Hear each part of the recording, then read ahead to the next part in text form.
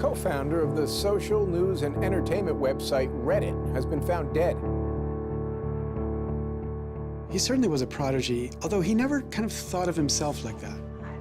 He was totally unexcited about starting businesses and making money. There's a profound sense of loss tonight in Highland Park, Aaron Swartz' hometown, as loved ones say goodbye to one of the internet's brightest lights. Open access and computer activists are mourning his loss. An astonishing intellect. You talk to people who knew him. He was killed by the government, and MIT betrayed all of its basic principles. They wanted to make an example out of him, okay? Governments have an insatiable desire to control. He was potentially facing 35 years in prison and a $1 million fine. Raising questions of prosecutorial zeal and I would say even misconduct. Have you looked into that particular matter and reached any conclusions? Growing up, I slowly had this process of realizing that all the things around me that people had told me were just the natural way things were, the way things always would be, they weren't natural at all. They were things that could be changed, and they were things that, more importantly, were wrong and should change. And once I realized that, there was really kind of no going back.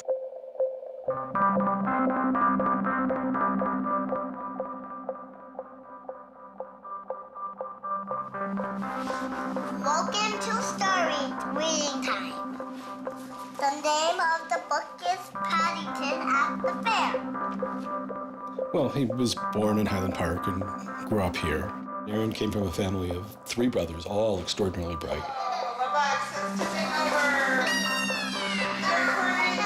So we were all, not the best behaved children and, 3 boys running around all the time, causing trouble. Hey, no. Aaron, what? But I've come to the realization Aaron learned how to learn at a very young age. 1, 2, 3, 4, 5, 6, 7, 8, 9, 10. Knock, knock. Who's there? Aaron. Aaron who? Aaron, funny man. He knew what he wanted, and he always wanted to do it. He always accomplished what he wanted. His curiosity was endless. Here's a little picture of what's a planet sign. And each planet has a symbol. Mercury symbol, Venus symbol, Earth symbol, Mars symbol, Jupiter symbol. One day he said to Susan, "What's this free family entertainment in downtown Highland Park?" Free family entertainment downtown Highland Park. He was 3 at the time, and she said, "What are you talking about?" And he said, "Look, it says here on the refrigerator, free family entertainment in downtown Highland Park." And so she was floored and astonished that he could read. It's called My Family Seder. The Seder night is different from all other nights. I remember once we were at the University of Chicago Library. I pulled a book off the shelf that was from like 1900 and showed him and said, this is really just an extraordinary place. We all were curious children, but Aaron really liked learning and really liked teaching. And so they were going to learn the ABCs backwards. Z, Y, X, W, V, U, T. I remember he came home from his first algebra class, and he was like, "Noah, let me teach you algebra." And I'm like, "What is algebra?" And he was always like that. Now you press the click button. There, now it's got that. Now it's in pink. When he was about 2 or 3 years old, and Bob introduced him to computers, and he just took off like crazy on them. Go fast at 102 ABC. We all had computers, but Aaron really took to them, really took to the internet. Working at the computer? Mommy, why is nothing working? He started programming from a really young age. I remember the first program that I wrote with him was in BASIC, and it was a Star Wars trivia game. He sat down with me in the basement where the computer was for hours programming this game. The problem that I kept having with him is there was nothing that I wanted done. And to him, there was always something to do, always something that programming could solve. The way Aaron always saw it, is that programming is magic, right? You can accomplish these things that normal humans can't. Aaron made an ATM using like a Macintosh and like a cardboard box. One year for Halloween, I didn't know what I wanted to be, and he thought it'd be really, really cool if I dressed up like his new favorite computer, which at the time was the original iMac. I mean, he hated dressing up for Halloween, but he loved convincing other people to dress up as things that he wanted to see.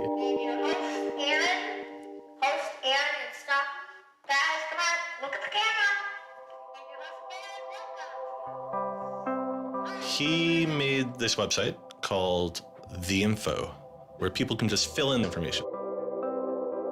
Like, I'm sure someone out there knows all about gold leafing. Why don't they write about that on this website? And then other people could come at a later point and read that information and edit the information if they thought it was bad. Not too dissimilar from Wikipedia, right? And this was before Wikipedia had begun, and this was developed by a 12-year-old in his room by himself, running on, this tiny server using ancient technology. And one of the teachers responds like, "This is a terrible idea. You can't just let anyone author the encyclopedia. The whole reason we have scholars is to write these books for us. How could you ever have such a terrible idea?" Me and my other brother would be like, "Oh, yeah, Wikipedia is cool, but we had that in our house like 5 years ago." Aaron's website, theinfo.org, wins a school competition hosted by the Cambridge-based web design firm Ars Digita. We all went to Cambridge for when he won the Ars Digita Prize. And, we had no clue what Aaron was doing. It was obvious that the prize was really important. Aaron soon became involved with online programming communities, then in the process of shaping a new tool for the web. He comes up to me, it's like, "Ben, there's this really awesome thing that I'm working on. You need to hear about it." I'm like, "Yeah, what is it?" He says, "It's this thing called RSS." And he explains to me what RSS is. I'm like, why is that useful, Aaron? Is any site using it? Why would I want to use it? There was this mailing list for people who were working on RSS and XML more generally. And there was a person on it named Aaron Swartz who was combative but very smart and who had lots of good ideas. And he didn't ever come to the face-to-face meetings. And they said, when are you going to come out to one of these face-to-face meetings? And he said, I don't think my mom would let me. I'm 14, I just turned 14. And so their first reaction was, well, this colleague we've been working with all year was 13 years old while we were working with him, and he's only 14 now. And their second reaction was, Christ, we really want to meet him. That's extraordinary. He was part of the committee that drafted RSS. What he was doing was to help build the plumbing for modern hypertext. And the piece that he was working on, RSS, was a tool that you can use to get summaries of things that are going on in other web pages. Most commonly, you would use this for a blog. You might have 10 or 20 people's blogs you want to read. You use their RSS feeds, these summaries of what's going on those other pages, to create a unified list of all the stuff that's going on. Aaron was really young, but he understood the technology and he saw that it was imperfect and looked for ways to help make it better.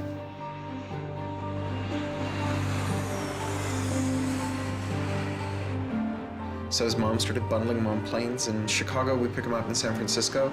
We'd introduce him to interesting people to argue with, and we'd marvel at his horrific eating habits. He only ate white food, only steamed rice and not fried rice because that wasn't sufficiently white, and white bread and so on. And you kind of marvel at this, the quality of the debate emerging from this, what appeared to be a small boy's mouth. And you think, this is a kid who's really going to go somewhere if he doesn't die of scurvy. Aaron, you're up. I think the difference is that now you can't make companies like Doc was saying. You can't have companies that just, let's sell dog food over the internet, let's sell dog food over cell phones.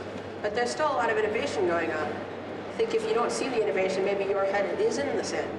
He takes on this alpha nerd personality where he's sort of like, I'm smarter than you, and because I'm smarter than you, I'm better than you, and I can tell you what to do. It's an extension of him being kind of like a twerp.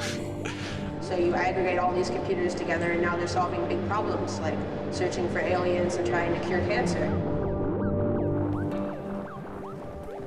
First met him on IRC, on Internet Relay Chat. He didn't just write code. He also sort of got people excited about solving problems. He was a connector. The free culture movement has had a lot of his energy. I think Aaron was trying to make the world work. He was trying to fix it. He had a very kind of strong personality that definitely ruffled feathers at times. It wasn't necessarily the case that he was always comfortable in the world, and the world wasn't always comfortable with him. Aaron got into high school and was really just sick of school. He didn't like it. He didn't like any of the classes that were being taught. He didn't like the teachers. Aaron really knew how to get information. He was like, I don't need to go to this teacher to learn how to do geometry. I can just read the geometry book, and I don't need to go to the teacher to learn their version of American history. Like, I have 3 historical compilations here. I could just read them, and I'm not interested in that. I'm interested in the web. I was very frustrated with school. I thought, the teachers didn't know what they were talking about, and they were very domineering and controlling, and the homework was kind of a sham, and it was just all the way to pin students together and force them to do busy work. And, I started reading books about the history of education and how this educational system was developed, and, alternatives to it in ways that people could actually learn things as opposed to just regurgitating facts their teachers told them. And that kind of led me down this path of questioning things. Once I questioned the school I was in, I questioned the society that built the school, I questioned the businesses that the schools were training people for, and I questioned the government that, set up this whole structure. One of the things he was most passionate about was copyright, especially in those early days. Copyright has always been something of a burden on the publishing industry and on readers, but it wasn't an excessive burden. It was a reasonable institution to have in place to make sure that people got paid. What Aaron's generation experienced was the collision between this antique copyright system and this amazing new thing we were trying to build, the internet and the web. These things collided, and what we got was chaos. He then met Harvard law professor Lawrence Lessig, who was then challenging copyright law in the Supreme Court. A young Aaron Swartz flew to Washington to listen to the Supreme Court hearings. I am Aaron Swartz, and I'm here to listen to see the Eldred argument. Why did you fly out here from Chicago and come all this way to see the Eldred argument? That's a more difficult question. See the Eldred. Because I don't know. It's very exciting to see the Supreme Court, especially such a prestigious case as this one.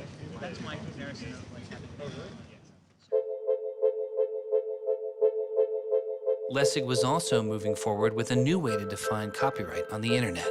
It was called Creative Commons. So the simple idea of Creative Commons is to give people, creators, a simple way to mark their creativity with the freedoms they intended to carry. So if copyright is all about all rights reserved, then this is a kind of some rights reserved model. It's I want a simple way to say to you, here's what you can do with my work, even if there are other things which you need to get my permission before you could do. And Aaron's role was the computer part. How do you architect the licenses so they would be simple and understandable and expressed in a way that machines could process it? And people are like, why do you have this, 15-year-old kid writing the specifications for the Creative Commons? Don't you think that's a huge mistake? And Larry's like, the biggest mistake we would have is not listening to this kid. He's not even tall enough to get over the podium, and it wasn't these movable podiums, so it was this embarrassing thing where once he put his screen up, nobody could see his face. When you come to our website here, and you go to choose license, it gives you this list of options, it explains what it means, and you fill out 3 simple questions. Do you want to require attribution? Do you want to allow commercial uses of your work? Do you want to allow modifications of your work? I was floored, just completely flabbergasted that these adults regarded him as an adult. And Aaron stood up there in front of a whole audience full of people and just started talking about the platform that he'd created for Creative Commons. And they were all listening to him. I was sitting at the back thinking, he's just a kid. Why are they listening to him? But they did. Well, I don't think I comprehended it fully. Though critics have said it does little to ensure artists get paid for their work, the success of Creative Commons has been enormous. Currently on the website Flickr alone, over 200 million people use some form of Creative Commons license. He contributed through his technical abilities, and yet it was not simply a technical matter to him. Aaron often wrote candidly in his personal blog. I think deeply about things, and I want others to do likewise. I work for ideas and learn from people. I don't like excluding people. I'm a perfectionist, but I won't let that get in the way of publication. Except for education and entertainment, I'm not going to waste my time on things that won't have an impact. I try to be friends with everyone, but I hate it when you don't take me seriously. I don't hold grudges. It's not productive, but I learn from my experience. I want to make the world a better place.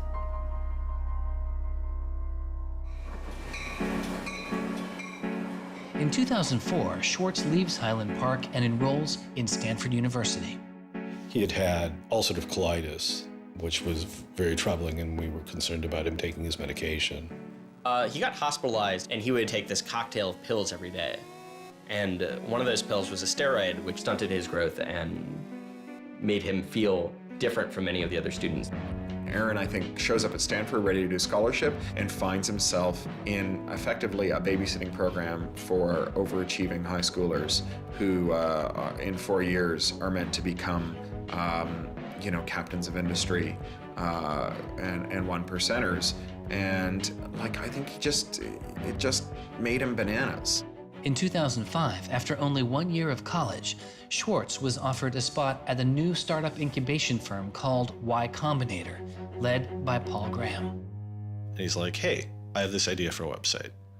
And Paul Graham likes him enough and says, yeah, sure.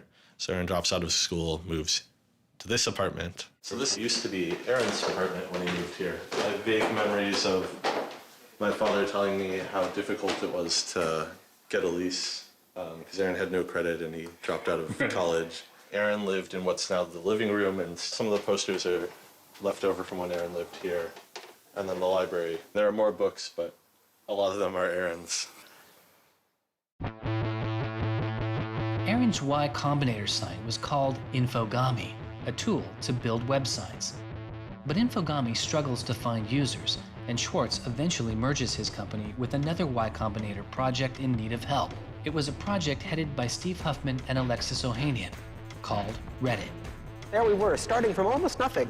No users, no money, no code, and growing day by day into a hugely popular website. And it showed no signs of letting up. First we had 1,000 users, then 10,000, then 20,000, and on and on. It was just incredible. Reddit becomes huge, and it's a real sort of geeky corner of the internet. There's a lot of humor, there's a lot of art, and there's just people who flock to the site and make that site the main site they go to every morning to get their news.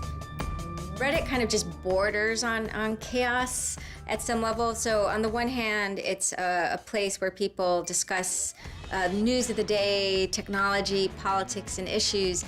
And yet there is a lot of kind of not safe for work material, offensive material. There's some subreddits where trolls find a welcome home. And so in that sense, Reddit has been kind of home to controversy as well. It kind of sits on that edge of chaos. Reddit catches the attention of the corporate magazine giant Condé Nast, who makes an offer to buy the company. Some large amount of money, large enough that my dad was getting bugged with questions about how do I store this money? Like a lot of money. Like a lot of money. Probably more than $1 million, but I don't actually know. And he is how old at the time? 19, 20. So it was in this apartment. They sat around on what predated these couches, hacking on Reddit. And when they sold Reddit, they threw a giant party and then all flew out to California the next day and left the keys with me. It was funny, he just sold a startup, so we all kind of presumed he was the richest person around, but he said, oh no, I'll take this tiny little shoebox-sized room. That's all I need. It was barely larger than a closet. The idea of him spending his money on fancy objects just seems so implausible. He explains it's I like living in apartments, so I'm not going to spend a lot of money on a new place to live. I'm not going to buy a mansion. And I like wearing jeans and a t-shirt, so I'm not going to spend any more money on clothes. So like, it's, you know, really no big deal.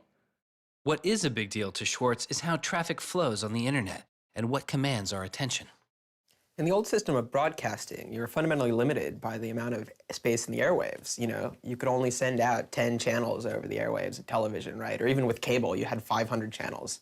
On the internet, everybody can have a channel. Everyone can get a blog or a MySpace page. Everyone has a way of expressing themselves. And so what you see now is not a question of who gets access to the airwaves. It's a question of who gets control over the ways you find people. You know, you start seeing power centralizing in sites like Google, these sort of gatekeepers that tell you where on the internet you want to go, the people who provide you your sources of news and information. So it's not, you know, only certain people have a license to speak. Now everyone has a license to speak. It's a question of who gets heard. After he started working in San Francisco at Condé Nast, he comes into the office and they want to give him a computer with all this crap installed on it and say that he can't install any new things on his computer, which to a developer is outrageous, right? From the first day, he was complaining about all this stuff. Gray walls, gray desks, gray noise. The first day I showed up here, I simply couldn't take it. By lunchtime, I had literally locked myself in a bathroom stall and started crying. I can't imagine staying sane with someone buzzing in my ear all day, let alone getting any actual work done. Nobody else seems to get work done here either. Everybody's always coming into our room to hang out and chat or invite us to play the new video game system that Wired is testing. He really had different aspirations that were politically oriented. And Silicon Valley just doesn't really quite have that culture that orients technical activity for the purposes of political goals. Aaron hated working for a corporation. They all hate working for Condé Nast, but Aaron is like the only one who's not going to take it. And Aaron basically gets himself fired by not showing up to work ever. It was said to be a messy breakup. Both Alexis Ohanian and Steve Huffman declined to be interviewed for this film. He rejected the business world. One of the really important things to remember about that choice when Aaron decided to kind of leave startup culture is that he was also leaving behind the things that had made him, you know, famous and well-loved, and, you know, he was at risk of letting down fans. He got to where he was supposed to be going and had the self-awareness and the orneriness to realize that he had climbed the mountain of shit to pluck the single rose and discovered that he'd lost his sense of smell. And rather than sit there and insist that it wasn't as bad as it seemed, and he did get the rose in any event, he climbed back down again, which is pretty cool. The way Aaron always saw it is that programming is magic, right? You can accomplish these things that normal humans can't by being able to program. So if you had magical powers, would you use them for good or to make you mountains of cash? Swartz was inspired by one of the visionaries he had met as a child, the man who had invented the World Wide Web, Tim Berners-Lee. In the 1990s, Berners-Lee was arguably sitting on one of the most lucrative inventions of the 20th century. But instead of profiting from the invention of the World Wide Web, he gave it away for free. It is the only reason the World Wide Web exists today. Aaron is certainly deeply influenced by Tim. Tim is certainly a very prominent early internet genius who doesn't in any sense cash out. He's not at all interested in how he's going to figure out how to make $1 billion. People would have seen, there's money to be made there. So there would have been lots of little webs instead of one big one. And one little web, and lots of little webs doesn't work because you can't follow links from one to the other. You know, you had to have the critical mass for this thing was the entire planet. So it's not going to work unless the whole planet can get on board.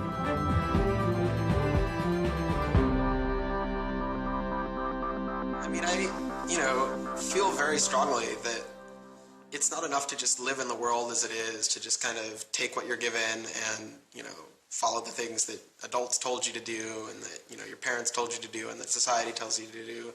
I think you should always be questioning. I take this very scientific attitude that everything you've learned is just provisional, that, you know, it's always open to recantation or refutation or questioning. And I think the same applies to society. Once I realized that there were real serious problems, fundamental problems that I could do something to address, I didn't see a way to forget that. I didn't see a way not to. We just started spending a lot of time just kind of as friends. We would just talk for hours into the night. I definitely should have understood that he was flirting with me. I think to some degree I was like, this is a terrible idea and impossible, and therefore I will pretend it is not happening. As my marriage was breaking down and I was really stuck without anywhere to go, we became roommates and brought my daughter over. We moved in and furnished the house, and it was really peaceful. Like, my life had not been peaceful for a while, and really neither had his.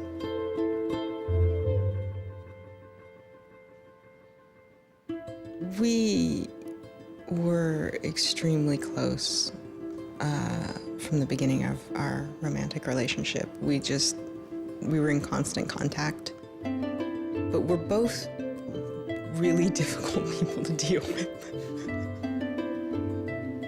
In a very Ally McBeal discussion, he confessed he had a theme song, and I made him play it for me. It was Extraordinary Machine by Fiona Apple. I think it was just that sense of kind of being a little bit embattled that the song has. And it also had like this hopefulness to it. By foot it's a slow climb, but I'm good at being uncomfortable, so I can't stop changing all the time. Because in many ways, Aaron was tremendously optimistic about life. Even when he didn't feel it, he could be tremendously optimistic about life. Extraordinary machine. What are you doing? Flickr has video now. Swartz threw his energy into a string of new projects involving access to public information, including an accountability website called watchdog.net and a project called the Open Library. So the Open Library Project is a website that you can visit at openlibrary.org. And the idea is to be a huge wiki, an editable website with one page per book. So for every book ever published, we want to have a web page about it that combines all the information from publishers, from booksellers, from libraries, from readers onto one site, and then gives you links where you can buy it, you can borrow it, or you can browse it. I love libraries. You know, I'm the kind of person who goes to a new city and immediately seeks out the library. So that's the dream of Open Library, is building this website where both you can leap from book to book, from person to author, from subject to idea, go through this vast tree of knowledge that's been embedded and lost in big physical libraries that's hard to find, that's not very well accessible online, is really important because books are a cultural legacy. You know, books are the place people go to write things down, and to have all that swallowed up by one corporation is kind of scary. How can you bring public access to the public domain? It may sound obvious that you'd have public access to the public domain, but in fact, it's not true. So the public domain should be free to all, but it's often locked up. There's often, guard cages. It's like having a national park, but with a moat around it and gun turrets pointed out in case somebody might want to actually come and enjoy the public domain. One of the things Aaron was particularly interested in was bringing public access to the public domain. This is one of the things that got him into so much trouble. I had been trying to get access to federal court records in the United States. What I discovered was a puzzling system called PACER, which stands for Public Access to Court Electronic Records. I started Googling, and that's when I ran across Carl Malamud. Access to legal materials in the United States is a $10 billion per year business. PACER is just this incredible abomination of government service. It's 10 cents a page. It's this most brain-dead code you've ever seen. You can't search it. You can't bookmark anything. You got to have a credit card. And these are public records. It's U.S. district courts are very important. It's where a lot of our seminal litigation starts, civil rights cases, patent cases, all sorts of stuff. And journalists and students and citizens and lawyers all need access to PACER, and it fights them every step of the way. People without means can't see the law as readily as people that have that Gold American Express card. It's a poll tax on access to justice. The law is the operating system of our democracy, and you have to pay to see it. That's not much of a democracy. They make about $120 million a year on the PACER system, and it doesn't cost anything near that, according to their own records. In fact, it's illegal.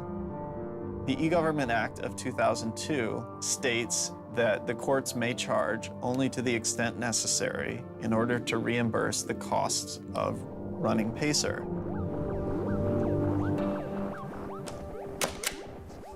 As the founder of public.resource.org, Malamud wanted to protest the PACER charges. He started a program called the PACER Recycling Project, where people could upload PACER documents they had already paid for to a free database so others could use them. The PACER people were getting a lot of flack from Congress and others about public access. And so they put together this system. In 17 libraries across the country, there was free PACER access. That's one library every 22,000 square miles, I believe. So it wasn't like really convenient. I encouraged volunteers to join the so-called Thumb Drive Corps and download docs from the public access libraries, upload them to the PACER recycling site. People take a thumb drive into one of these libraries and they download a bunch of documents and they send them to me. And nothing, it was just a joke. In fact, when you clicked on Thumb Drive Core, there was a Wizard of Oz, the Munchkins singing, so a little video clip came up. We represent the Lollipop Guild. But of course, I get this phone call from Steve Schultz and Aaron saying, gee, we'd like to join the Thumb Drive Corps. Around that time, I ran into Aaron at a conference. This is something that really has to be a collaboration between a lot of different people. So I approached him and I said, hey, I'm thinking about an intervention on the PACER problem. Schultz had already developed a program that could automatically download PACER documents from the trial libraries. Swartz wanted to take a look. So I showed him the code. And I didn't know what would come next, but as it turns out, over the course of the next few hours at that conference, he was off sitting in a corner, improving my code, recruiting a friend of his that lived near one of these libraries to go into the library and to begin to test his improved code, at which point the folks at the courts realized something's not going quite according to plan. And data started to come in and come in and come in, and soon there were 760 gigabytes of PACER docs, about 20 million pages. Using information retrieved from the trial libraries, Swartz was conducting massive, automated parallel downloading of the PACER system. He was able to acquire nearly 2.7 million federal court documents, almost 20 million pages of text. Now, I'll grant you that 20 million pages had perhaps exceeded the expectations of the people running the Pilot Access Project, but surprising a bureaucrat isn't illegal. Aaron and Carl decided to go talk to the New York Times about what happened. They also caught the attention of the FBI, who began to stake out Schwartz's parents' house in Illinois. But I get a tweet from his mother saying, call me. It's like, oh my God, what the hell's going on here? And so I finally got a hold of Aaron, and Aaron's mother was like, oh my God, FBI, FBI, FBI. An FBI agent drives down our home's driveway trying to see if Aaron is in his room. And I remember being home that day and wondering why this car was driving down our driveway and just driving back out. I was like, that's weird. 5 years later, I read this FBI file and I'm like, oh my goodness. That was the FBI agent in my driveway. He was terrified. He was totally terrified. He was way more terrified after the FBI actually called him up on the phone and tried to sucker him into coming down to a coffee shop without a lawyer. He said he went home and laid down on the bed and was shaking. The downloading also uncovered massive privacy violations in the court documents. Ultimately, the courts were forced to change their policies as a result. And the FBI closed their investigation without bringing charges. To this day, I find it remarkable that anybody, even at the most remote podunk field office of the FBI, thought that a fitting use for taxpayer dollars was investigating people for criminal theft on the grounds that they had made the law public. How can you call yourself a lawman and think that there can possibly be anything wrong in this whole world with making the law public? Aaron was willing to put himself at risk for the causes that he believed in. Bothered by wealth disparity, Swartz moves beyond technology and into a broader range of political causes. I went into Congress and I invited him to come and hang out and intern for us for a while so that he could learn, the political process. He was sort of learning about a new community, a new set of skills, and kind of learning to hack politics. It seems ridiculous that miners should have to hammer away until their whole bodies are dripping with sweat, faced with the knowledge that if they dare to stop, they won't be able to put food on the table that night, while I get to make larger and larger amounts of money each day just by sitting and watching TV. But apparently the world is ridiculous. So I co-founded a group called the Progressive Change Campaign Committee, and what we try and do is we try and organize people over the internet who care about progressive politics and moving the country in a more progressive direction to kind of come together, join our email list, join our campaigns, and help get progressive candidates elected all across the country. The group is responsible for igniting the grassroots effort behind the campaign to elect Elizabeth Warren to the Senate. He might have thought it was a dumb system, but he came in and he said, I need to learn this system because it can be manipulated like any social system. But his passion for knowledge in libraries didn't take a back seat. Aaron began to take a closer look at institutions that publish academic journal articles. By virtue of being students at a major U.S. university, I assume that you have access to a wide variety of scholarly journals. Pretty much every major university in the United States pays these sort of licensing fees to organizations like JSTOR and Thomson and ISI to get access to scholarly journals that the rest of the world can't read. These scholarly journals and articles are essentially the entire wealth of human knowledge online, and many have been paid for with taxpayer money or with government grants.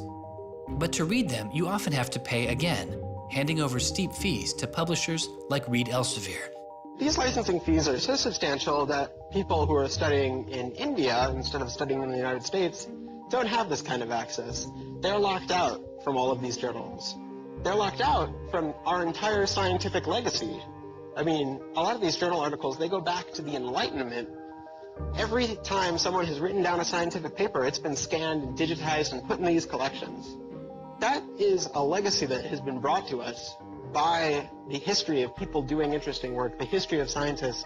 It's a legacy that should belong to us as a commons, as a people, but instead it's been locked up and put online by a handful of for-profit corporations who then try and get the maximum profit they can out of it.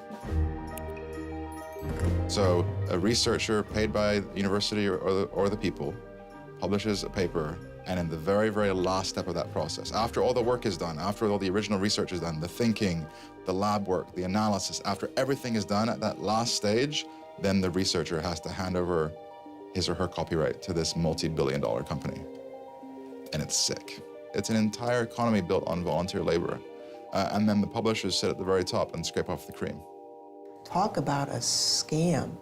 One publisher in Britain made a profit of $3 billion last year. I mean, what a racket. JSTOR is just a very, very small player in that story, but for some reason, JSTOR is the player that Aaron decided to confront. He'd gone to some conference around open access and open publishing, and I don't know who the person from JSTOR was, but I think at some point Aaron asked the question, like, how much would it cost to open up JSTOR in perpetuity? And they gave some, I think it was $200 million, something that Aaron thought was totally ridiculous. Working on a fellowship at Harvard, he knew users on MIT's famously open and fast network Nextdoor had authorized access to the riches of JSTOR. Swartz saw an opportunity. You have a key to those gates. And with a little bit of shell script magic, you can get those journal articles. On September 24th, 2010, Swartz registered a newly purchased Acer laptop on the MIT network under the name Gary Host. The client name was registered as Ghost Laptop. He doesn't hack JSTOR in the traditional sense of hacking. The JSTOR database was organized, so it was completely trivial to figure out how you could download all the articles in JSTOR because it was basically numbered. It was basically, / number article 444,024, then 25, then 26. He wrote a Python script called keepgrabbing.py, which was like keep grabbing one article after another. The next day, Ghost Laptop begins grabbing articles, but soon the computer's IP address is blocked. For Swartz, it's barely a bump in the road. He quickly reassigns his computer's IP address and keeps downloading. Well, JSTOR and MIT take a number of steps to try to interfere with this when they notice that this is happening. And when the more modest steps don't work, then at a certain stage, JSTOR just cuts off MIT from having access to the JSTOR database. So there's this kind of cat and mouse game around getting access to the JSTOR database. Aaron ultimately, obviously, is the cat because he has more technical capability than the JSTOR database people do in defending them. And eventually, there was an unlocked supply closet in the basement of one of the buildings. And he went, instead of going through Wi-Fi, he went down there and he just plugged his computer directly into the network and just left it there with an external hard drive downloading these articles to the computer. Unknown to Swartz, his laptop and hard drive had been found by authorities. They didn't stop the downloads. Instead, they installed a surveillance camera. They found the computer in this room in the basement of an MIT building. They could have unplugged it. They could have waited for the guy to come back and said, dude, what are you doing? Cut it out. Who are you? And they could have done all that kind of stuff, but they didn't. What they wanted to do was film it to gather evidence to make a case. That's the only reason you film something like that.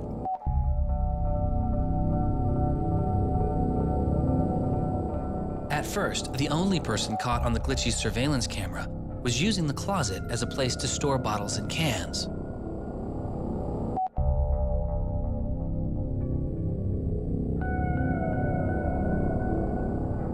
But days later, it caught Swartz.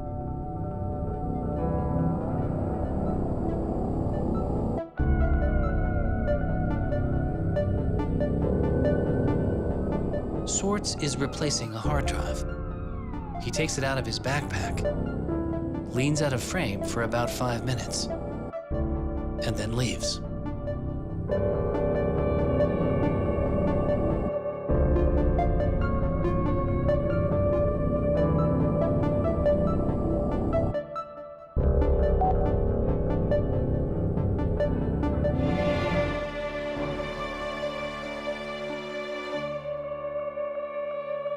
And then they organized a stakeout where as he was biking home from MIT, these cops came out from either side of the road or something like that and started going after him.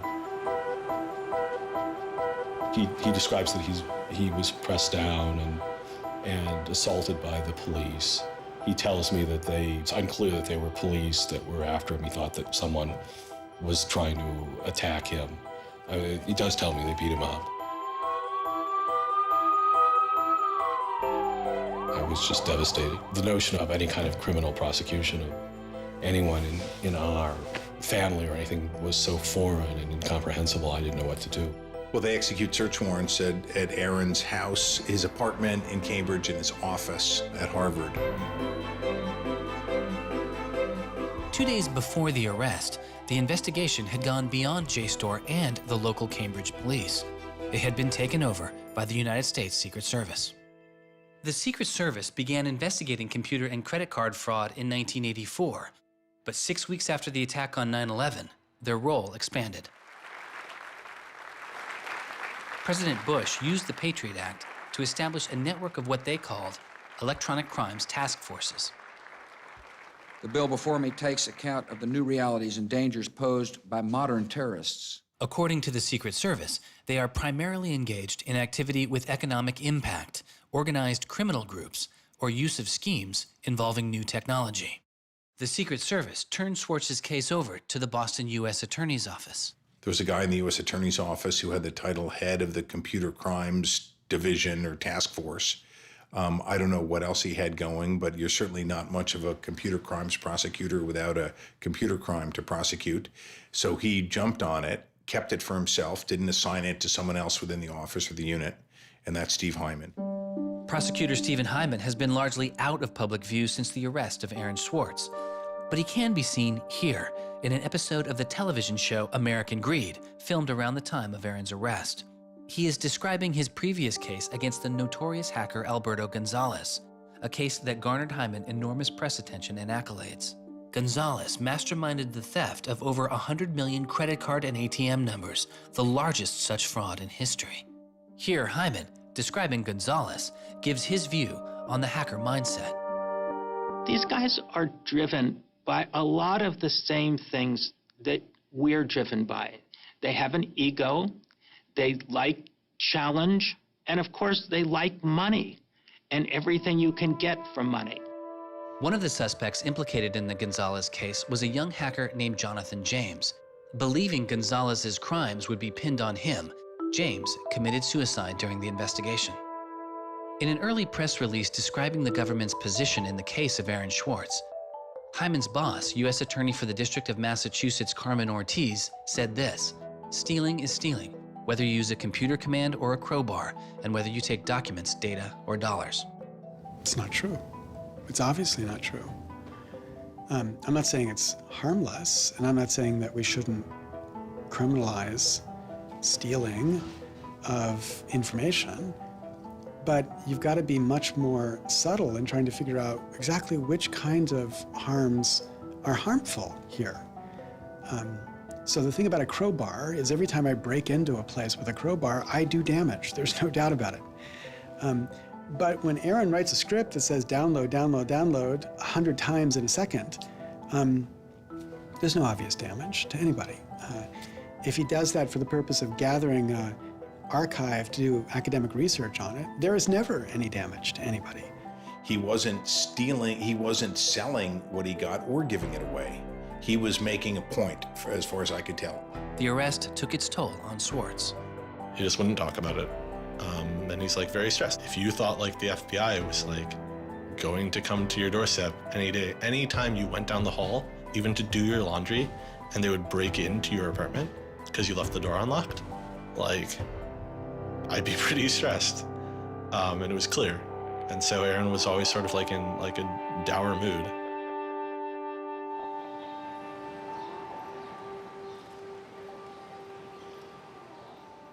He wouldn't give off any sensitive information about his whereabouts during this time because he was so afraid that the FBI would be waiting for him.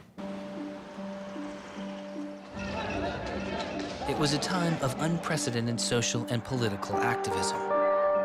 Time magazine would later name as their 2011 Person of the Year, the protester. There was a kind of hotbed of hacker activity going on. WikiLeaks had released a trove of diplomatic cables. Manning had been under arrest at the time. It was unknown whether he was the source of the leak. Anonymous, which is a kind of protest ensemble that has a lot of hackers in its ranks, were going on various sprees of sorts. If you compare that to what he did, his stuff should have been left behind for MIT and JSTOR to deal with in a kind of private, professional manner. It should have never gotten the attention of the criminal system. It just didn't belong there.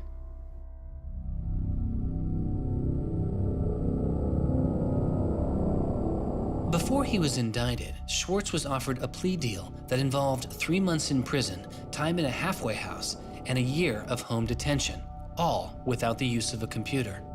It was on the condition that Swartz plead guilty to a felony.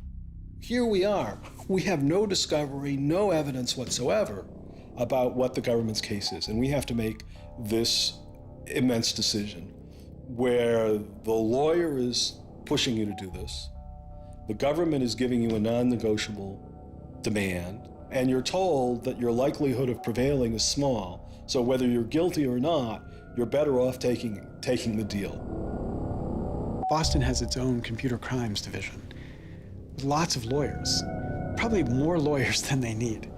So, you can imagine all sorts of cases where it'd be really hard to prosecute because you've got some criminals in Russia or you've got some people inside of a corporation are going to have $500 lawyers or $700 an hour lawyers sitting down against you. And then you've got this case with this kid, which is pretty easy to prove that he did something, and he's already marked himself as a troublemaker with the FBI, so why not go as tough as you can in here against that guy? It's good for you, the prosecutor, it's good for the Republic, because you're fighting all those terrorist types. I was so scared. I was so scared of having my computer seized. I was so scared of going to jail because of my computer being seized. I had confidential material from sources from my previous work on my laptop. And that is above all my priority, is to keep my sources safe. I was so scared of what was going to happen to Ada. Aaron told me that they'd offered him a deal, and he finally just said that he would take it if I told him to. And I came real close to saying take it. He had developed like serious political aspirations in the intervening time between when, that moment when he ended that entrepreneurial startup life and begun this new life that had come to this political activism. And he just didn't believe that he could continue in his life with a felony. He said to me one day, we were walking by the White House, and he said to me, they don't let felons work there.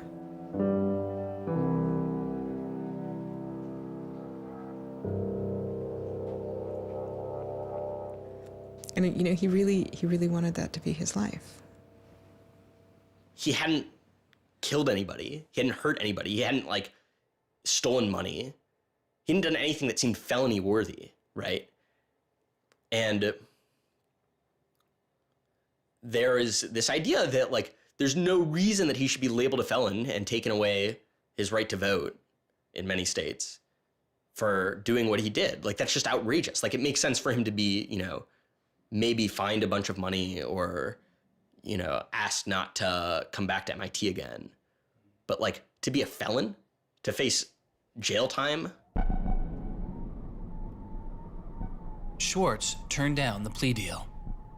Hyman redoubled his efforts. Hyman continued to press us at all levels. Even with the physical evidence seized from Aaron's Acer computer, hard drive, and USB drive, the prosecutors needed evidence of his motives. Why was Aaron Swartz downloading articles from JSTOR, and just what did he plan to do with them? The government claims that he was planning to publish these.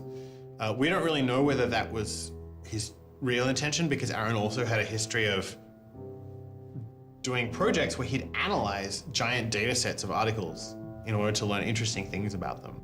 The best evidence for that was that when he was at Stanford, he also had downloaded the whole Westlaw legal database. In a project with Stanford law students, Swartz had downloaded the Westlaw legal database. He uncovered troubling connections between funders of legal research and favorable results. He did this amazing analysis of for-profit companies giving money to law professors who wrote law review articles which were then beneficial to Exxon during an oil spill, right? So it was a very corrupt system of funding, vanity research. Swartz had never released the Westlaw documents. In theory, he could have been doing the same thing about the JSTOR database. That would have been completely okay. If he were, on the other hand, intending to create a competitive service to JSTOR, we're going to set up our own, access to the Harvard Law Review and charge, money for it, then, okay, now it seems like criminal violation because you're commercially trying to exploit this material, but it's kind of crazy to imagine that's what he was doing. So, but then there's the middle case. Well, what if he was just trying to liberate it for all of the developing world? But depending on what he was doing, it creates a very different character to how the law should be thinking about it. The government was prosecuting him as if this was like a commercial criminal violation, like stealing a whole bunch of credit card records. It was that kind of crime. I don't know what he was going to do with that database, but I heard from a friend of his that Aaron had told him he was going to analyze the data for evidence of corporate funding of climate change research that led to biased results. And I totally believe that. I was just told that Steve wanted to talk to me. And I thought, maybe this is a way I could get out of this. Just just exit the situation. And I didn't want to live in fear of having my computer seized. I didn't want to live in fear of having to go to jail on a contempt of court charge if they tried to compel me to decrypt my computer. When they came to me and said, Steve wants to talk to you, that seemed reasonable. They offered Norton what is known as a Queen for a Day letter, or a proffer. It allowed prosecutors to ask questions about Aaron's case. Norton would be given immunity from prosecution herself for any information she revealed during the meeting. I didn't like it. I told my lawyers repeatedly that this seemed fishy. I didn't like this. I didn't want immunity. I didn't need immunity. I hadn't done anything. But they were really, really stringent that they did not want me meeting the prosecutor without immunity. But just to be clear, this is a Queen for a Day deal, a proffer. Right, a proffer letter. In which you basically handed information over to them in exchange for protection from prosecution. So it wasn't handing information over. It was, at least that's not how I saw it. It was just having a discussion, having an interview with them. Well, they're asking you questions. They're asking me and questions. They can ask about whatever they want. Right. And whatever they learn, I really, right. And I repeatedly tried to go in naked. I repeatedly tried to turn down the proffer letter. I was ill. I was being pressured by my lawyers. I was confused. I was not doing well by this point. I was depressed and I was scared and I didn't understand the situation I was in. I had no idea why I was in this situation. I hadn't done anything interesting, much less wrong. We went out of our minds. Aaron was clearly very distraught about it. We were very distraught about it. Aaron's attorneys were very distraught about it. We tried to get Quinn to change attorneys.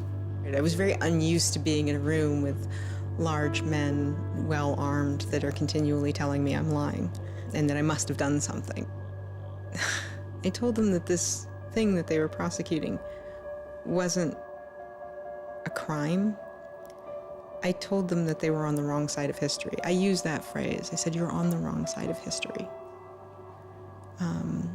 And they looked bored. They didn't even look angry. They just looked bored. And it began to occur to me that we weren't having the same conversation. I mean, I told them plenty of things about, why people would download journal articles, and eventually, I don't remember what was around it. I mentioned that he'd done this blog post, the Guerrilla Open Access Manifesto. This is the Guerrilla Open Access Manifesto, supposedly written in July 2008 in Italy. Information is power. But like all power, there are those who want to keep it for themselves. The world's entire scientific and cultural heritage, published over centuries in books and journals, is increasingly being digitized and locked up by a handful of private corporations. Meanwhile, those who have been locked out are not standing idly by. You've been sneaking through holes and climbing over fences, liberating the information locked up by the publishers and sharing them with your friends. But all this action goes on in the dark, hidden underground. It's called stealing or piracy, as if sharing a wealth of knowledge were the moral equivalent of plundering a ship and murdering its crew. But sharing isn't immoral, it's a moral imperative. Only those blinded by greed would refuse to let a friend make a copy. There's no justice in following unjust laws. It's time to come into the light and, in the grand tradition of civil disobedience, declare our opposition to this private theft of public culture. The manifesto itself was allegedly written by 4 different people and also edited by Norton. But it was Swartz who had signed his name to it. When it's over, I go immediately to Aaron and tell him everything I can remember about it. And he gets very angry.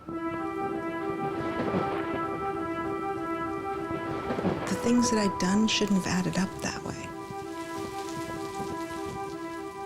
I hadn't done anything wrong, and everything had gone wrong. But I was never...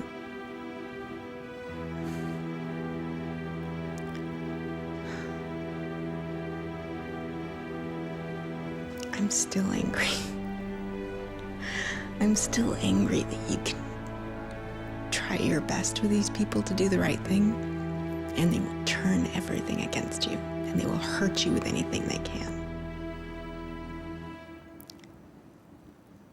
And in that moment, I regret that I said what I did. But my much larger regret is that we have settled for this, that we are okay with this. That we are okay with a justice system that tries to game people into little traps so they can ruin their lives. So yeah, I wish I hadn't said that, but I am much, much angrier that this is where I am. That this is what we as a people think is okay. They used every method that I think they could think of to get her to provide information which would be unhelpful to Aaron and helpful to the prosecution of Aaron. Right. But you know, I don't think she had information that was helpful to the government. Months go by as Swartz's friends and family await a looming indictment. In the meantime, Swartz was becoming a go-to expert on a series of internet issues. To you then, do you think that the internet is something that should be considered a human right and something that the government cannot take away from you? Yes, definitely. I mean, this notion that national security is an excuse to shut down the internet, that's exactly what we heard in Egypt and Syria and all these other countries. And so, yeah, it's true. Sites like WikiLeaks are going to be putting up some embarrassing material about what the U.S. government does, and people are going to be organizing to protest about it and try and change their government. You know, and that's a good thing. That's what all these First Amendment rights of free expression, of freedom of association are all about. And so the notion that we should try and shut those down, I think, just goes against very basic American principles. The principle, I think, is one that our founding fathers would have understood. If the internet had been around back then, instead of putting post offices in the Constitution, they would have put ISPs. Well, it's definitely interesting to see how... Swartz meets activist Taryn Steinbrickner Kaufman, and the two begin to date. We need a massive global public outcry. If there's no massive global public outcry, it won't create any change. You know, 4 people in this city should cause a massive global public outcry. You know, we need a petition signer. Without telling her specifics, he warned her he was involved in something he called simply the bad thing. And I had sort of crazy theories, like that he was having an affair with Elizabeth Warren or something. I speculated both Hillary Clinton and Elizabeth Warren, actually, but... So sometime in probably late July, Aaron called me, and I happened to pick up, and he said, you know, the bad thing might be in the news tomorrow. Do you want me to tell you, or do you want to read about it in the news? And I said, well, I want you to tell me. And he said, well, I've been arrested for downloading too many academic journal articles, and they want to make an example out of me. And I was like, that's it? That's the big fuss? Really? Like, this doesn't sound like a very big deal. On July 14th, 2011, federal prosecutors indict Swartz on 4 felony counts. He gets indicted on the same day that like 2 people in England who are part of LulzSec get arrested, and like a few other real hackers. And Aaron is just like someone who kind of looks like a hacker, enough that they can like, you know, put his head on a stake and like put it on the gates. Aaron went to surrender, and they arrested him. They then strip searched him, took away his shoelaces, took away his belt, and left him in solitary confinement. The District of Massachusetts United States Attorney's Office released a statement saying Swartz faces up to 35 years in prison, to be followed by 3 years of supervised release, restitution, forfeiture, and a fine of up to $1 million. He is released on $100,000 bail. The same day, the primary victim in the case, JSTOR, formally drops all charges against Swartz and declines to pursue the case. JSTOR, they weren't our friends, they weren't helpful or friendly to us, but they also were just kind of like, we're not part of this. JSTOR and their parent company, Ithaca, also sidestepped requests to talk with this film. But at the time, they released a statement saying it was the government's decision whether to prosecute, not JSTOR's. And so it's our belief that with that, the case will be over. That we should be able to get Steve Hyman to drop the case or settle it in some rational way. And the government refused. Why? Well, because I think they wanted to make an example out of Aaron. And they said they wanted to, the reason why they wouldn't move on requiring a felony conviction and jail time was that they wanted to use this case as a case of for deterrence. They told us that. They told you that? Yes. This was going to be an example? Yes. He was going to be an example? Yes. Steve Hyman said that. Deterring who? Like, there's other people out there running around logging onto JSTOR and downloading the articles to make a political statement? I mean, who are they deterring? It would be easier to understand the Obama administration's posture of supposedly being for deterrence if this was an administration that, for instance, prosecuted arguably the biggest economic crime that this country has seen in the last 100 years, the crimes that were committed that led to the financial crisis on Wall Street. When you start deploying the non-controversial idea of deterrence only selectively, you stop making a dispassionate analysis of lawbreaking, and you started deciding to deploy law enforcement resources specifically on the basis of political ideology. And that's not just undemocratic, it's supposed to be un-American. Prosecutor Stephen Hyman later reportedly told MIT's outside counsel that the straw that broke the camel's back was a press release sent out by an organization Swartz founded called Demand Progress. According to the MIT account, Hyman reacted to the short statement of support, calling it a wild internet campaign and a foolish move that moved the case from a human one-on-one level to an institutional level. That was a poisonous combination. A prosecutor who didn't want to lose face, who had a political career in the offing maybe, and didn't want to have this come back and haunt them. You spent how many tax dollars arresting someone for taking too many books out of the library and they got your ass handed to you in court? No way. I then moved to try to put pressure on MIT in various ways to get them to go to the government and request the government to stop the prosecution. What is MIT's reaction to that? There doesn't seem to be any reaction from MIT at that point.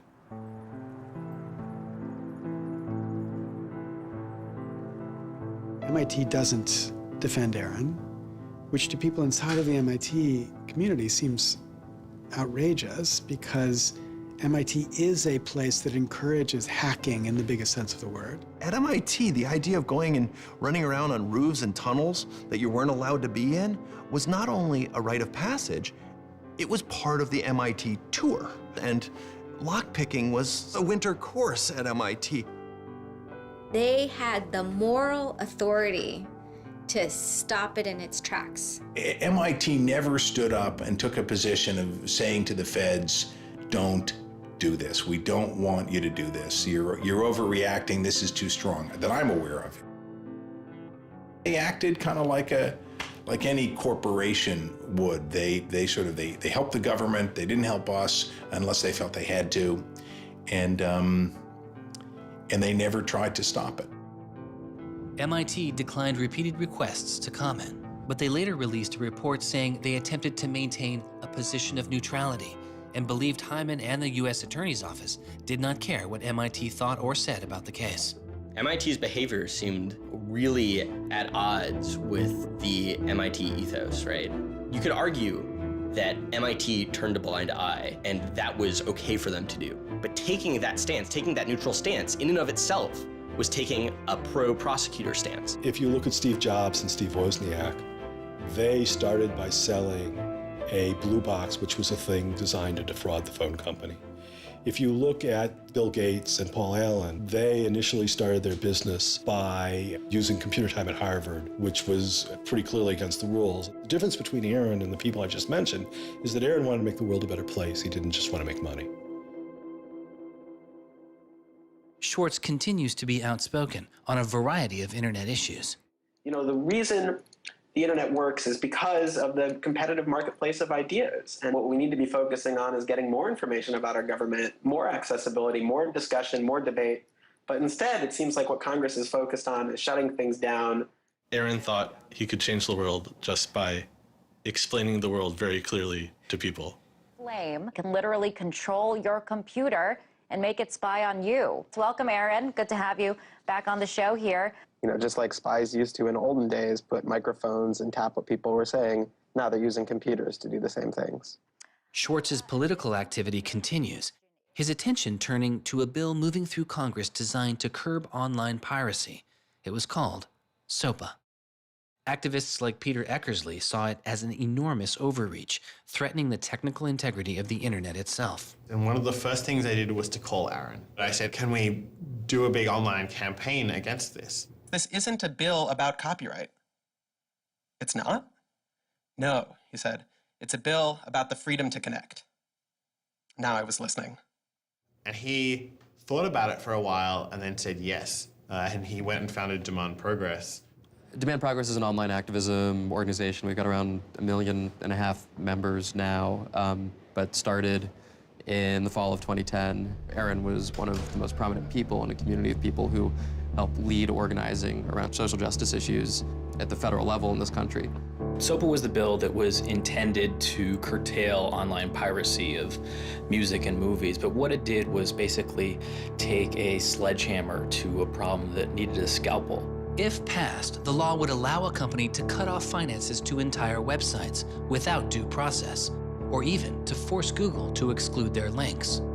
All they needed was a single claim of copyright infringement. It pitted the titans of traditional media against a new and now far more sophisticated remix culture. It makes everyone who runs a website into a policeman. And if they don't do their job of making sure nobody on their site uses it for anything that's even potentially illegal, the entire site can get shut down without even so much as a trial. This was over the top. I mean, this was a catastrophe. This bill poses a serious threat to speech and civil liberties for all who use the internet. There were only a handful of us who said, look, we're not for piracy either, but it makes no sense to destroy the architecture of the internet, the domain name system, and so much that makes it free and open in the name of fighting piracy. And Aaron got that right away. The freedoms guaranteed in our Constitution, the freedoms our country had been built on, would be suddenly deleted. New technology, instead of bringing us greater freedom, would have snuffed out fundamental rights we'd always taken for granted. And I realized that day, talking to Peter, that I couldn't let that happen. When SOPA was introduced in October 2011, it was considered inevitable. Our strategy when it first came out was to hopefully slow the bill down, maybe weaken it a little bit, but even we didn't think that we would be able to stop this bill. Having worked in Washington, what you learn is that typically in Washington, the legislative fights are fights between different sets of corporate moneyed interests. They're all duking it out to pass legislation. And the fights that are the closest are when you have one set of corporate interests against another set of corporate interests, and they're financially equally matched in terms of campaign contributions and lobbying. Those are the closest ones. The ones that aren't even fights, typically, are ones where all the money is on one side, all the corporations are on one side, and it's just millions of people on the other side. I haven't seen anything like PIPA and SOPA in all my time in public service. There were more than 40 United States senators on that bill as co-sponsors. So there were already a long, long way to getting the 60 votes to have it clear all the procedural hoops. Even I began to doubt myself. It was a rough period. Swartz and Demand Progress were able to marshal enormous support, using traditional outreach combined with commonly used voice over IP to make it very easy for people to call Congress. I've never met anybody else who was able to operate at his level, both on the technological side and on the campaign strategy side. Millions of people contacted Congress and signed anti-SOPA petitions. Congress was caught off guard. There was just something about watching those clueless members of Congress debate the bill, watching them insist they could regulate the internet and a bunch of nerds couldn't possibly stop them. I am not a nerd. I'm just not enough of a nerd. Maybe we ought to ask some nerds what this thing really does. Let's have a hearing, bring in the nerds. Really? Nerds? You know, I think actually the word you're looking for is experts. To enlighten you so your laws don't backfire, break the internet. We use the term geek, but we're allowed to use that because we are geeks. The fact that it got as far as it did without them talking to any technical experts reflects the fact that there is a problem in this town. I'm looking for somebody to come before this body and testify in a hearing and say, this is why they're wrong. There used to be an office that provided science and technology advice, and members could go to them and say, help me understand XYZ. And Gingrich killed it. He said it was a waste of money. Ever since then, Congress has plunged into the dark ages. I don't think anybody really thought that SOPA could be beaten, including Aaron. I think it was worth trying, but it didn't seem winnable. And I remember maybe a few months later, I remember him just turning to me and being like, I think we might win this. And I was like, that would be amazing. Calls to Congress continue. When the domain hosting site GoDaddy becomes a supporter of the bill, tens of thousands of users transferred their domain names in protest. Within a week, a humbled GoDaddy reverses their position on SOPA. When the Congress people that supported the record and movie industries realized that there was this backlash, they kind of scaled the bill back a little bit. You could see the curve happening. You could see that our arguments were starting to resonate. It was like Aaron had been striking a match and it was being blown out. Striking another one was being blown out. And finally he'd managed to catch enough kindling that the flame actually caught, and then it turned into this roaring blaze. On January 16th, 2012, the White House issued a statement saying they didn't support the bill. And then this happened. I'm a big believer that we should be dealing with issues of piracy, and we should deal with them in a serious way. But this bill is not the right bill. When Jimmy Wales put his support towards blacking out Wikipedia, the #5 most popular website in the world. This is a website that's on several % of all of the clicks on anywhere on the internet. Wikipedia went black, Reddit went black, Craigslist went black, phone lines on Capitol Hill flat out melted. Members of Congress started rushing to issue statements retracting their support for the bill that they were promoting just a couple days ago. Within 24 hours, the number of opponents of SOPA in Congress went from this to this. To see congressmen and senators slowly flip sides throughout the day of the blackout was pretty unbelievable. There was like a 100 representative swing. And that was when, as hard as it was for me to believe, after all this, we had won. The thing that everyone said was impossible, that some of the biggest companies in the world had written off as kind of a pipe dream, had happened. We did it. We won. This is a historic week in internet politics, maybe American politics. The thing that we heard from people in Washington, D.C., from staffers on Capitol Hill was they received more emails and more phone calls on SOPA blackout day than they'd ever received about anything. I think that was an extremely exciting moment. This was the moment when the internet had grown up politically. It was exhilarating because it's hard to believe it actually happened. It's hard to believe a bill with so much financial power behind it didn't simply sail through the Congress. And not only did it not sail through, it didn't pass at all. It's easy sometimes to feel like you're powerless, like when you come out in the streets and you march and you yell and nobody hears you. But I'm here to tell you today, you are powerful. So yeah, maybe sometimes you feel like you're not being listened to, but I'm here to tell you that you are. You are being listened to. You are making a difference. You can stop this bill if you don't stop fighting. Stop PIPA. Stop SOPA. Some of the biggest internet companies, to put it frankly, would benefit from a world in which their little competitors could get censored. We can't let that happen. For him, it was more important to be sure that you made a small change than to play a small part in a big change. But SOPA was like playing a major part in a major change. And so for him, it was kind of this proof of concept, like, okay, what I want to do with my life is change the world. I think about it in this really scientific way of like, I'm measuring my impact. And this shows that it's possible, right? That the thing that I want to do with my life is possible. I have proved that I can do it, that I, Aaron Swartz, can change the world. For a guy who never really thought he had done much, which was Aaron, it was one of the few moments where you could really see that he felt like he had done something good. Feeling like here is his maybe one and only victory lap.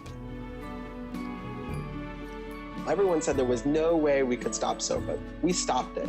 This is 3 outrageously good victories, and the year isn't even over yet. I mean, if there's a time to be positive, it's now. You know, he wins at SOPA a year after he's arrested it's not unambiguously happy moments. There's a lot going on.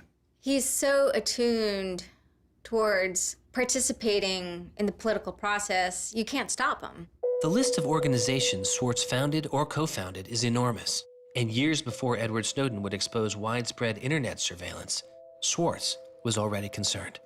It is shocking to think that the accountability is so lax that they don't even have sort of basic statistics about how big the spying program is. And if the answer is, oh, we're spying on so many people we can't possibly even count them, then that's an awful lot of people, right? It would be one thing if they said, look, you know, we know the number of telephones we're spying on, we don't know exactly how many real people that corresponds to, but they just came back and said, we can't give you a number at all. That's pretty, I mean, it's scary is what it is. Well, that's scary. You know, they put incredible pressure on him, took away his, you know, all of the money he had made. They, you know, threatened to take away his physical freedom. Why'd they do it, you know? I mean, well, why are they going after whistleblowers, you know? Why are they going after people who tell the, you know, who tell the truth about all sorts of things? I mean, from the banks to the, you know, to war, to just sort of government transparency. So secrecy serves those who are already in power. And we are living in an era of secrecy that coincides with an era where the government is doing also a lot of things that are probably illegal and unconstitutional. So those two things are not coincidences. It's very clear that this technology has been developed not for small countries overseas, but right here for use in the United States by the U.S. government. The problem with the spying program is it's this sort of long, slow expansion, you know, going back to the Nixon administration, right? Obviously, it became big after 9/11 under George W. Bush, and Obama has continued to expand it, and the problems have slowly grown worse and worse. But there's never been this moment you can point to, say, okay, we need to galvanize opposition today because today is when it matters. Instead, it's mattered for. The prosecution, in my estimation, of Aaron Swartz was about sending a particular laser-like message to a group of people that the Obama administration sees as politically threatening. And that is essentially the hacker, the information, and the democracy activist community. And the message that the Obama administration wanted to send to that particular community was, in my estimation, we know you have the ability to make trouble for the establishment. And so we are going to try to make an example out of Aaron Swartz to scare as many of you as possible into not making that trouble. And the government said, oh, the legal opinions we're using to legalize the spying program are also classified. So we can't even tell you which laws we're using to spy on you. You know, every time they can say, oh, this is another instance of cyber war, the cyber criminals are attacking us again, we're all in danger, we're all under threat. They use those as excuses to push through more and more dangerous laws. And so just to follow that up, like personally, how do you feel the fight is going, I guess? It's up to you. I know, but we gotta like, you know. You know, there's sort of these two polarizing perspectives, right? Everything is great. The internet has created all this freedom and liberty and everything's gonna be fantastic. Or everything is terrible. The internet has created all these tools for cracking down and spying and, you know, controlling what we say. And the thing is, both are true, right? The internet has done both. And both are kind of amazing and astonishing. And which one will win out in the long run is up to us. It doesn't make sense to say, oh, one is doing better than the other. You know, they're both true. And it's up to us which ones we emphasize and which ones we take advantage of, because they're both there and they're both always going to be there.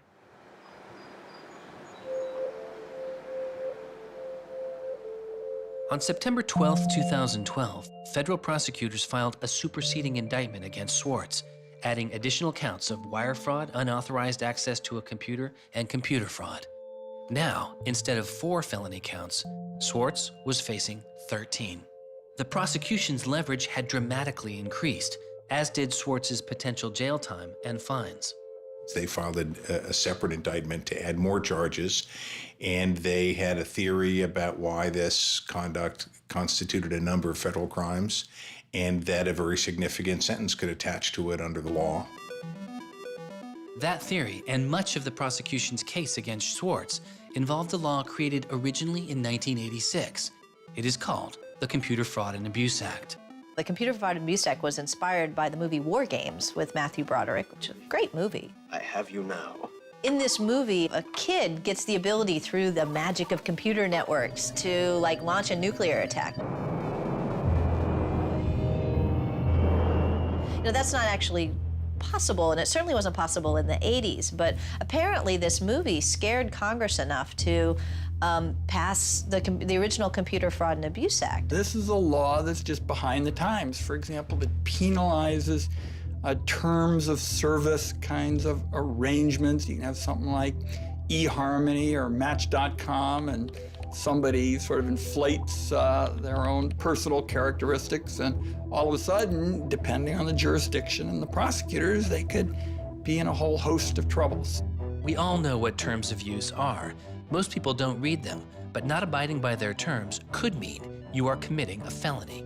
The website terms of service often say things like, be nice to each other, or don't do anything that's improper. The idea that the criminal law has anything to say about these kinds of violations, I think strikes most people as crazy. The examples get even more crazy. Until it was changed in March of 2013, the terms of use on the website of Hearst's 17 magazine said you had to be 18 in order to read it. I would say that the way the CFA has been interpreted by the Justice Department, we are probably all breaking the law. Vague and prone to misuse, the CFAA has become a one-size-fits-all hammer for a wide range of computer-related disputes. Though not the only factor in his case, 11 of the 13 charges against Swartz involved the Computer Fraud and Abuse Act. The question why hangs over much of the story of Aaron Swartz. Just what was motivating the government, and what would their case have been? The Department of Justice declined requests for answers, but Professor Oren Kerr is a former prosecutor who has studied the case. So I think I come about this case from a different direction than other people on a number of reasons. I was a federal prosecutor at the Justice Department for 3 years before I started teaching.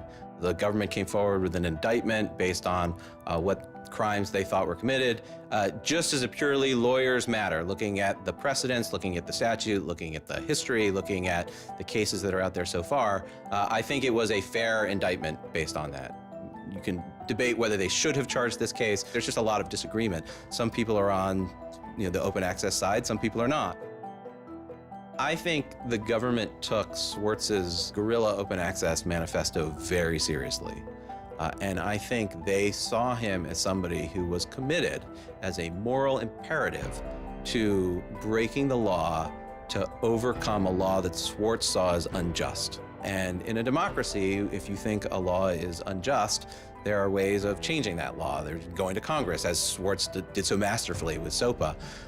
Or you can violate that law in a way to try to nullify that law. And I think what was driving the prosecution was the sense that Swartz was committed not just to breaking the law, but to really making sure that law was nullified, that everyone would have access to the database in a way that you couldn't put the toothpaste back into the tube. It would be done, and Swartz's side would win. There's a big disagreement in society as to whether that is an unjust law, and ultimately that's a decision for the American people to make, working through Congress.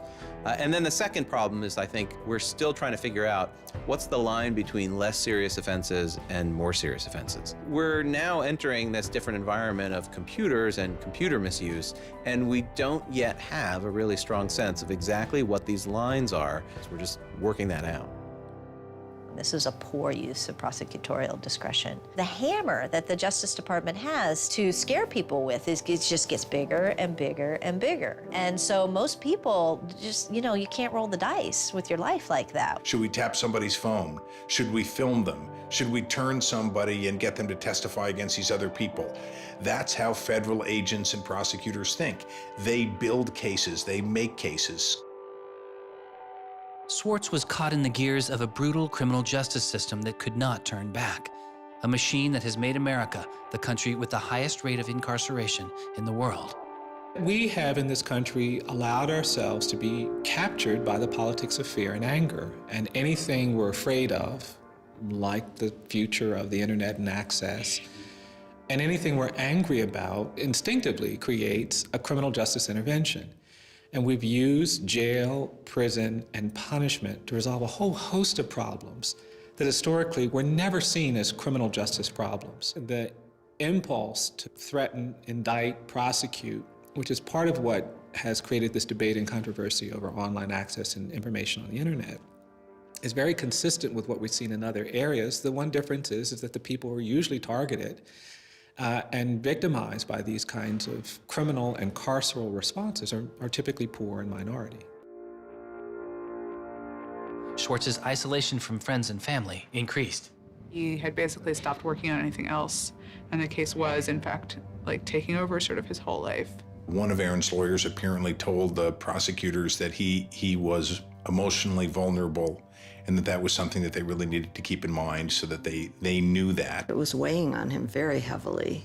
He did not like having his actions and his movements restricted in any way. And the threat of jail, which they pounded him with a lot, was terrifying to him. Completely exhausted his financial resources, and it cost us a lot of money also, and he raised a substantial amount of money. So it was, it was in the millions of dollars. The legal defense Yes, was in millions. yes. Yeah, I think he didn't want to be a burden to people. I think that was a factor. Like, I have my normal life, and then I have this shitty thing I have to deal with. And I try to, like, keep the two of them as separate as possible.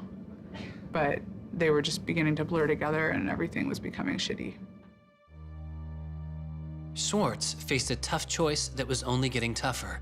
Do you admit guilt and move on with your life, or do you fight a broken system? With his legal case, the answer was simple. He rejects the final plea deal, and a trial date is set. Aaron was resolute that he didn't want to knuckle under and accept something that he didn't believe was fair, but I also think he was scared.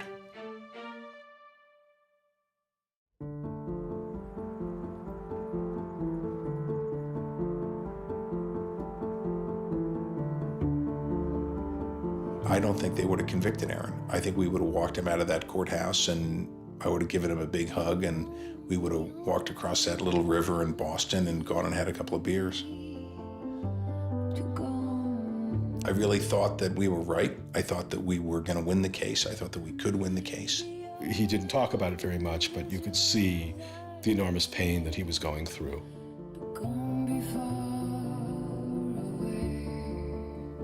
No time in his childhood did Aaron have any severe mood swings or like depressive episodes or anything that I would ascribe to severe depression. And it's possible, he was depressed. People get depressed.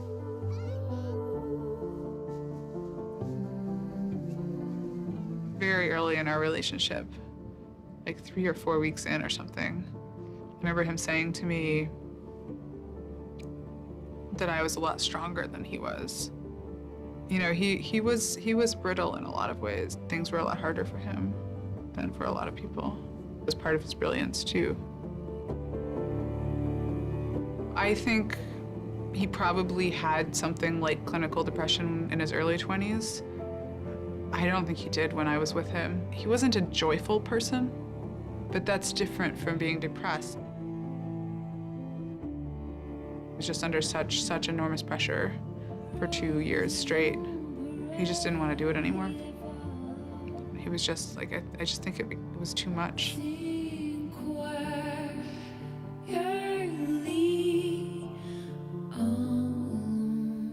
I got a phone call late at night. I could tell something was wrong, and then I called and I realized what had happened. A co-founder of the social news and entertainment website Reddit has been found dead. Police say 26-year-old Aaron Swartz killed himself yesterday in his Brooklyn apartment. I just thought, we've lost one of the most creative minds of our generation. It was like the whole world fell apart in that moment.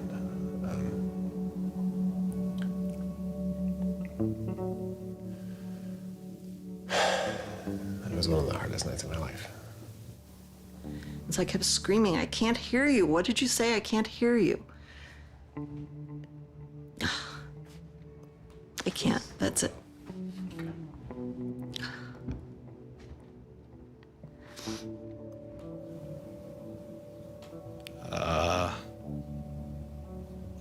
None of it made any sense. And really still doesn't. I was so frustrated, angry.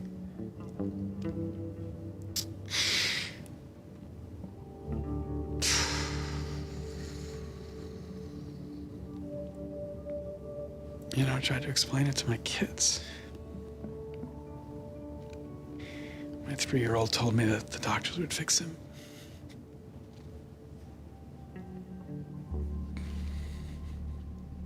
I've known lots of people who've died, but I've never lost anybody like this.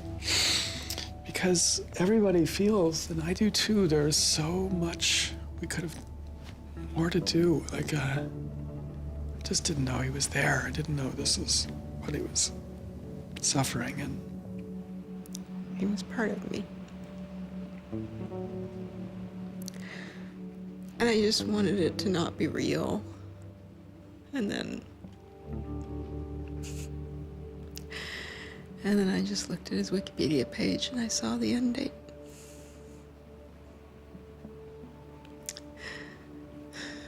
To 2013.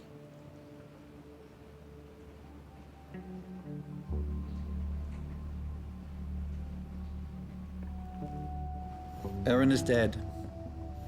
Wanderers in this crazy world, we have lost a mentor, a wise elder. Hackers for right, we're one down. We've lost one of our own. Nurturers, carers, listeners, feeders, parents, all, we have lost a child. Let us all weep.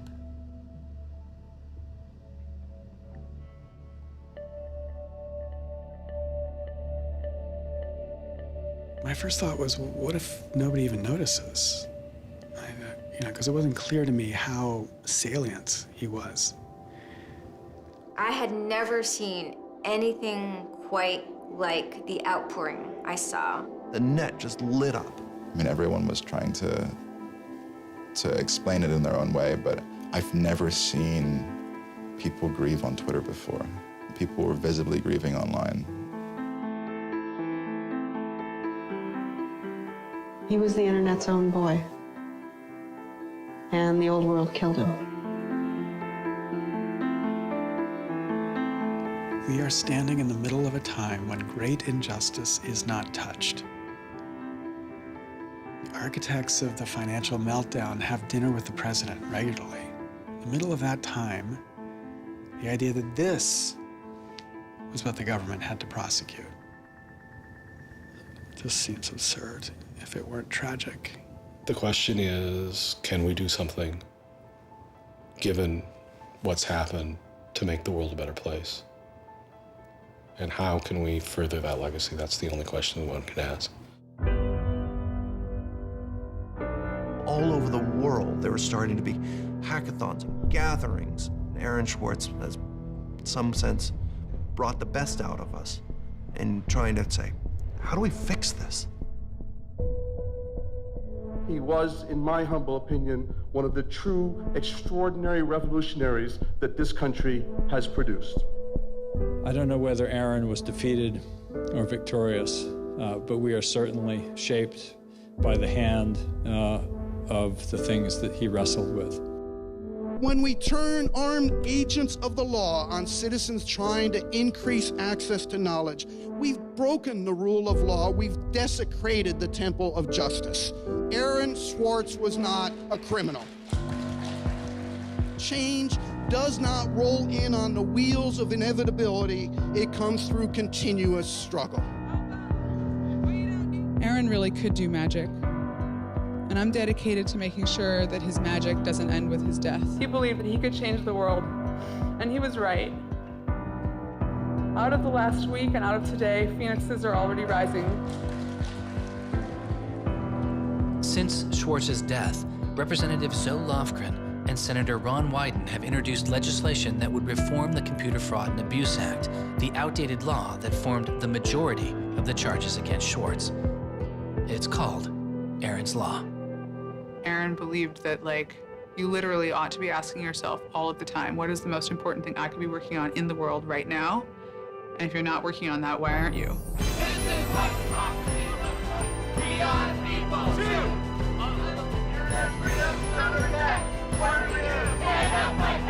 Internet freedom is under attack. What do we do? Hey, hey, go home. Our Northeast has got to go. Hey, hey. I wish we could change the past, but we cannot. but we can change the future, and we must. We must do so for Aaron. We must do so for ourselves. We must do so to make our world a better place, a more humane place, a place where justice works and access to knowledge becomes a human right. So there was a kid back in February from Baltimore, 14 years old, who had access to JSTOR.